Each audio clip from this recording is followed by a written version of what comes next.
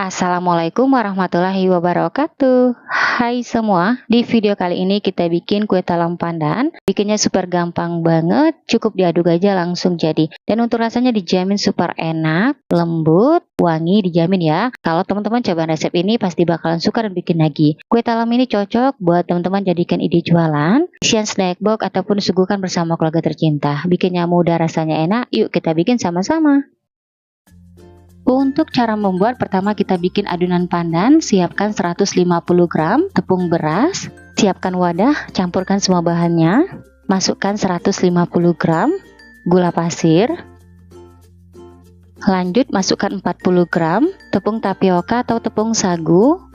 Masukkan setengah sendok teh garam halus. Kemudian kita masukkan 600 ml santan. Untuk santannya saya pakai kekentalan sedang. Untuk santannya ini saya gunakan santan segar dari 1 butir buah kelapa. Kemudian kita aduk-aduk hingga semua bahannya tercampur rata, nggak ada yang menggumpal atau menggerindil.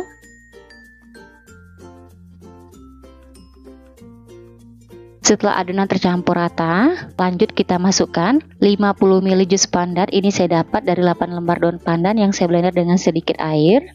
Kemudian kita tambahkan sedikit warna hijau muda, ini opsional. Kalau teman-teman nggak mau, nggak apa-apa, nggak dimasukkan. Kemudian lanjut kita aduk-aduk ya. Untuk jus pandannya jangan di skip ya teman-teman, biar rasa kuenya enak dan wangi. Oke, adonan pandannya udah tercampur rata. Sekarang kita siapkan pan atau wajan. Langsung aja kita masukkan adonan pandannya sambil disaring biar hasilnya halus, nggak ada yang menggumpal atau menggerindil. Adonan pandannya udah siap, lanjut kita masak. Untuk masak adonan pandannya kita gunakan api sedang cenderung kecil. Kita masaknya sambil diaduk-aduk ya. Nah, ini kita masaknya sebentar aja, asal adonan pandannya sedikit menggumpal atau hangat. Tujuan kita masak seperti ini biar kuenya awet, nggak cepat basi, apalagi kalau teman-teman bikin buat jualan.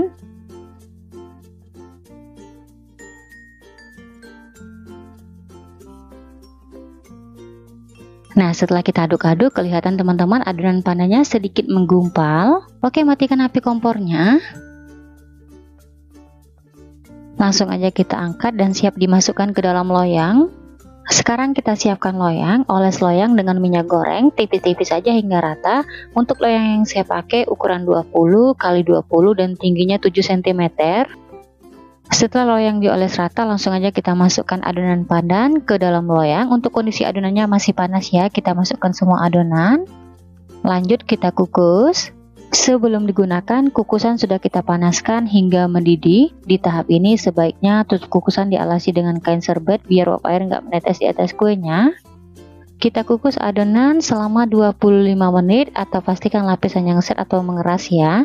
Untuk apinya gunakan api sedang cenderung kecil, jangan terlalu besar biar matangnya benar-benar merata dan permukaan kuenya tidak bergelombang. Lanjut kita bikin lapis putih. Untuk bahannya siapkan 100 gram tepung beras, kita campurkan dalam satu wadah. Masukkan 30 gram tepung tapioka atau tepung sagu. Masukkan 1 sendok makan gula pasir, setengah sendok teh garam halus. Biar wangi, tambahkan 1/4 sendok teh vanili bubuk. Lanjut masukkan 500 ml santan. Ini saya dapat dari setengah butir buah kelapa ukuran besar ya. Untuk santannya ini tidak saya masak, langsung aja kita campurkan ke dalam adonan. Nah, kalau teman-teman bikin buat jualan, sebaiknya santannya dimasak terlebih dahulu biar kuenya awet ya.